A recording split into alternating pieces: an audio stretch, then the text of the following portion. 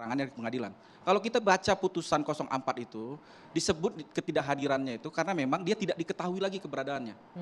Dan BAP-nya dibacakan karena dia disumpah. Saya tidak menyangkal itu, Pak. Saya tidak menyangkal itu. Iya. Saya kan hanya mengatakan seandainya keterangan Dede itu tadi yang seperti diomongkan tadi itu ada di persidangan, maka putusannya nggak persis seperti ini, Pak. Ya, ini kan tidak ada di persidangan, ini Pak. kejanggalannya itu ya. Ini kan tidak ada di persidangan. Sekarang majukanlah di PK itu, Pak, gitu loh. Saya tidak menyangkal itu. Dia gini enggak sama sekali dia, Pak. Baik, Pak. Saya juga tidak takut PK itu kalah, polisi enggak. Dede itu iya, kalau berbicara soal saksi. Iya. Taruhlah seperti itu, tapi kan masih ada yang berbeda pendapat kan? Kan Aib kan masih tetap dengan kesaksiannya kan? Masih tetap dengan kesaksiannya. Nah, apalagi prosesnya itu juga kan putusan ini kan sudah ingkrah ya.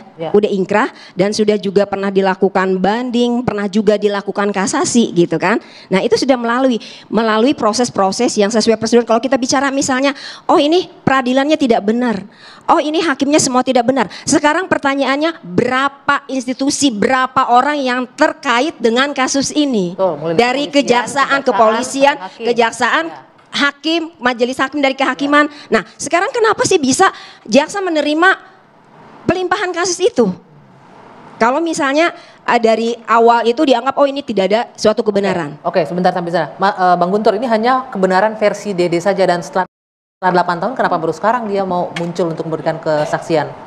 Jadi begini, sebenarnya bukan 8 tahun. Sejak pertama kali ketika Dede ini diminta oleh Aib ya, dipanggil untuk menemani Aib ke Polres gitu. Ini belum tahu apa-apa dia.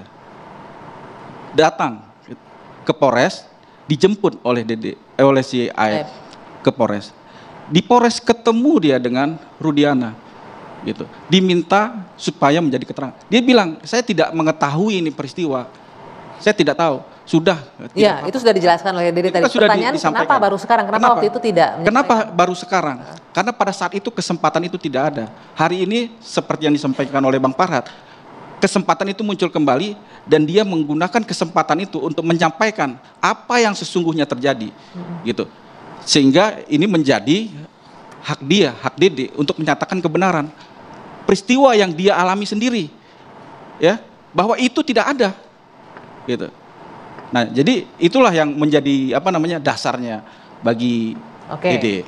Oke, saya mau ke Pak Ari kalau gitu. Pak Ari, ini PK sudah masuk nih, memori PK sudah disampaikan, bukti-bukti baru sudah disampaikan, dan meyakini adalah kecelakaan, murni kecelakaan dari pihak mereka. Nah, dari kacamata Anda sempat di kepolisian melihatnya, ini bisa sejauh ini agak melenceng berarti kan dari kecelakaan sampai kasus pembunuhan. Kemudian ada muncul yang namanya Dede bilang ini kesaksiannya di rekayasa, begitu. Ya, jadi kalau pengamatan saya ya, PK ini diajukan kepada pihak-pihak yang merasa diperlakukan tidak adil kepada putusan pengadilan yang dulu memenjarakan mereka.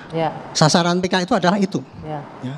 Sasaran PK bukan kepada Pak Rudiana yang merekayasa, tidak.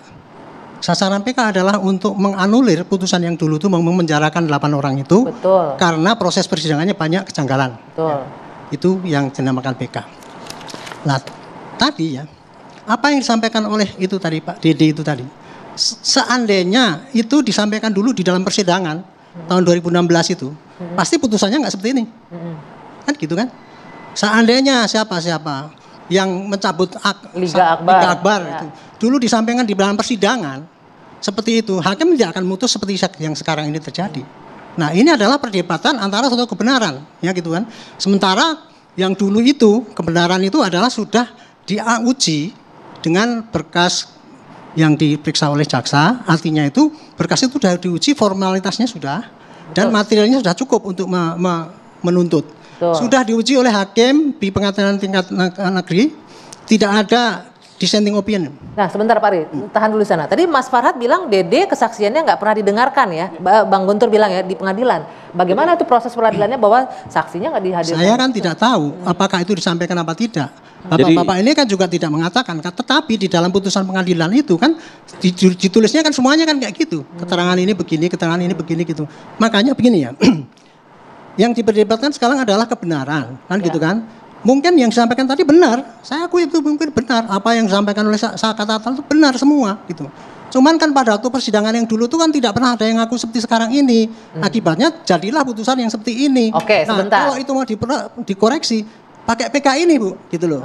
Di PK itulah tadi yang dulunya tidak pernah muncul di pengadilan itu, semua bukti-bukti itu sampaikan sehingga nanti pada hakim yang memutus PK itu bisa menggali ya keadilan yang ada di dalam masyarakat itu, rasa keadilan gitu ya. Itulah maka saran saya tunggu PK ini bisa mengoreksi apa tidak. Itu. Jadi begini ya. Jadi di dalam perkara 04 itu para terpidana itu, Dede itu tidak pernah hadir. Ya. Dede itu tidak pernah hadir menyampaikan keterangannya di pengadilan. Kalau kita baca putusan 04 itu, disebut ketidakhadirannya itu karena memang dia tidak diketahui lagi keberadaannya. Dan BAP-nya dibacakan karena dia disumpah. Pak. Saya tidak menyangkal itu, Pak. Saya tidak menyangkal itu. Iya.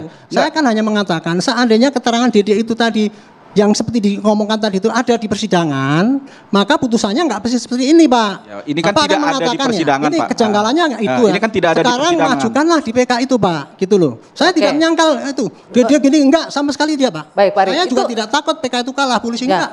Dede itu kebenaran itu. Oke. Dede menjelaskan nggak ke Bang Guntur kenapa 8 tahun lalu dia tidak hadir di persidangan, hanya BAP-nya saja yang dipakai. Jadi kalau kita perhatikan keterangannya ya, pernyataan dia yang mengaku itu ya, bahwa pada saat dia diminta untuk jadi saksi dia sudah menolak sebenarnya. Tapi diarahkan sudah. Nanti saya beritahu. Apakah dia diintimidasi akhirnya sampai tidak, ini dengar dulu. Ini tafsir lagi apakah itu intimidasi atau tidak ya. Ini tafsirnya kalau pertanyaan intimidasi atau tidak. Tapi pertanyaan dia diminta ya. Ya kan kalau diminta kan bisa nolak. Kalau dia nggak takut, dia nggak salah kan dia bisa nolak. Dapat uang nggak waktu dia? Tidak. Dia tidak ada uang, tidak ada dijanjikan seperti itu. Tapi yang jelas dia diminta. Kemudian ditanya, ini si Dede nih, dia bilang, terus nanti kalau sidang bagaimana? Nggak usah hadir. Ya, ini nggak usah hadir. Jadi kalau kita melihat secara keseluruhan. Yang bilang nggak usah hadir tadi siapa? Rudiana. Rudiana, oke. Ya, berdasarkan keterangan Dede menyatakan seperti itu. Sehingga di dalam putusan kita melihat ternyata dia memang tidak hadir, keterangannya dibacakan gitu loh. Ya, di bawah sumpah. Tetapi kalau kita kembali kepada keterangan Dede, bahwa Dede pun hanya 1 kali dipanggil di Polres, diperiksa, dan kemudian dia tidak pernah disumpah.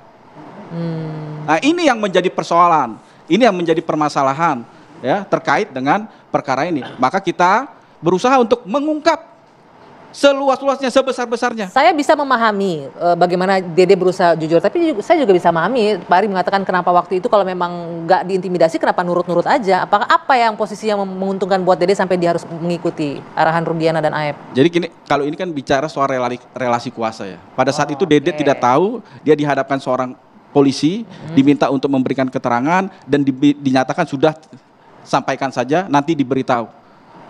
Dan kalau kita perhatikan kembali keterangannya, bahwa dia itu bingung dan takut. 2 hal ini, bingung dan takut. Kita harus melihat profil Dede. Dia bingung dan takut pada saat itu. Ya.